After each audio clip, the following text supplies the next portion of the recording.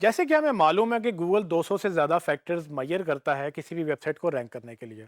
अभी तक हम काफ़ी फैक्टर्स डिस्कस कर चुके हैं और जो भी हम टॉपिक डिस्कस कर रहे हैं वो ऑलमोस्ट एक एक या उसमें एक से ज़्यादा फैक्टर्स हैं जो गूगल मेजर करता है।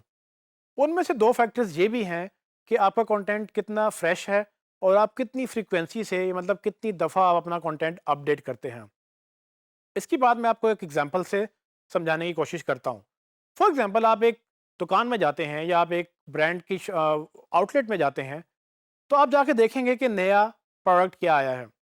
और अगर आप एक ऐसा ब्रांड जो बार-बार एक नया प्रोडक्ट लॉन्च करता है और जब भी आप जाएँ तो आपको एक नया प्रोडक्ट मिलता है देखने को, तो आप एक्साइटेड होते हैं उसके ऊपर दोबारा जाने के ऊपर। और फिर ये भी आप देखते हैं कि वो क्या जो नया लॉन्च होने वाला प्रोडक्ट है वो एक है या एक ही दिन में 10 नए प्रोडक्ट लॉन्च हो रहे हैं और कितनी फ्रीक्वेंटली वो प्रोडक्ट लॉन्च कर रहे हैं। सो दोनों चीज़ें रिसेंसी और फ्रीक्वेंसी कहलाती हैं। रिसेंसी का मतलब ये है कि रिसेंटली लास्ट टाइम उन्होंने कब लॉन्च की थी, और फ्रीक्वेंसी ये है कि वो कितनी रेगुलर लॉन्चेस करते हैं। कुछ ब्रांड है जो सिर्फ सीजनल यानी कि 3 महीने बाद या 6 महीने बाद वो लॉन्च करते हैं और आपको पता होता है कि जी मैंने 6 महीने बाद जाके ही नई चीज़ें देखनी है। कुछ ब्रांड है जो हो सकता है कि वो हर महीने एक नई चीज़ लॉन्च कर रहे हो और वो आपको हर महीने वहाँ जाने का एक शौक पैदा होता है कि जी मैं देखूँ इस महीने क्या नया आया है या अगले महीने क्या नया आया है। तो ये वो मतलब चीज़ है जो गूगल भी मेजर करता है आपकी वेबसाइट के लिए। तो फॉर एग्जांपल अगर आप एक बिज़नेस पे जाएँ जो अपनी प्रोडक्ट नई लॉन्च ना कर रहा हो और जब भी आप जाएँ वो सेम प्रोडक्ट आपको बार-बार देखनी पड़े। आप एक दफ़ा जाएँ तब भी वही प्रोडक्ट्स हों, आप फिर दोबारा जाएँ तब भी वही प्रोडक्ट्स हों, तो क्या आप उस बिज़नेस में जाएँगे दोबारा? I don't think so. सो कोई भी बंदा वो बार-बार एक चीज़ देखने नहीं जाता। उसको हर बार एक नई चीज़ चाहिए होती है, चाहे वो कपड़े की दुकान है, चाहे वो जूते की दुकान है या कोई भी आप और बिज़नेस करते हैं, तो वो लोग बार-बार एक नई चीज़ एक्सपेक्ट करते हैं। अनटिल कि वो एक ऐसा बिज़नेस है जिसमें सेम सर्विस आपको बार-बार चाहिए होती है, जहाँ पर आप बिल जमा कराने या आप कोई लोड करवाने जाते हैं। सो गूगल के लिए या डिजिटल के लिए हमें ये अंडरस्टैंड करना है कि ये कितना इम्पोर्टेंट है। सो गूगल रिसेंसी को एज अ फैक्टर देखता है कि आपका कंटेंट लास्ट टाइम कब अपडेट हुआ था। अगर आपने वेबसाइट बनाई 10 साल पहले और आपने 10 साल में कोई अपडेट नहीं की, गूगल जब भी आपकी वेबसाइट पे आएगा वो देखेगा कि लास्ट टाइम इस पे नया कंटेंट तकरीबन 10 साल पहले आया था या 5 साल पहले आया था, डिपेंडिंग ऑन कि अपनी वेबसाइट आप कितनी देर में कितनी दफ़ा और कितनी जल्दी अपडेट करते हैं। पॉइंट ये है कि गूगल चाहता है कि आप फ्रेश कंटेंट डालें। फ्रेश कंटेंट डालने का मतलब क्या है कि आप हर दूसरे दिन, तीसरे दिन जितनी आपकी कैपेसिटी है, आप नया कुछ ना कुछ गूगल को दें ताकि जब भी वो आपकी वेबसाइट पे आए, उसको नया कुछ मिले। अगर उसको नया कुछ मिलता रहेगा, तो गूगल बार-बार आता रहेगा।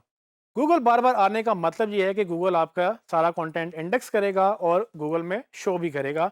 इससे फ़ायदा ये होगा कि आपका नया कंटेंट गूगल में आ जाएगा और जब लोग कुछ कीवर्ड सर्च करेंगे जिसके अगेंस्ट आपने वो कंटेंट क्रिएट किया था, वो उनको मिलना भी शुरू हो जाएगा। गूगल आपको पेनलाइज़ इस तरह से करता है, अगर आप अपना कंटेंट ना डालें, वो बार-बार आपकी वेबसाइट पे आना बंद कर देता है।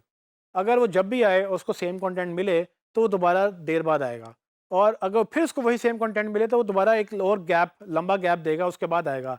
तो करते-करते एक वक़्त ऐसा होगा कि वो महीनों आपकी वेबसाइट पे आएगा ही नहीं, क्योंकि उसको ये पता है कि आपकी वेबसाइट पे कुछ उसको नया नहीं मिलेगा। लेकिन इसके बरअक्स अगर आप ये देखें कि न्यूज़ वेबसाइट्स में जैसी खबर अखबार में पब्लिश होती है, वैसे ही गूगल में सर्च भी हो जाती है।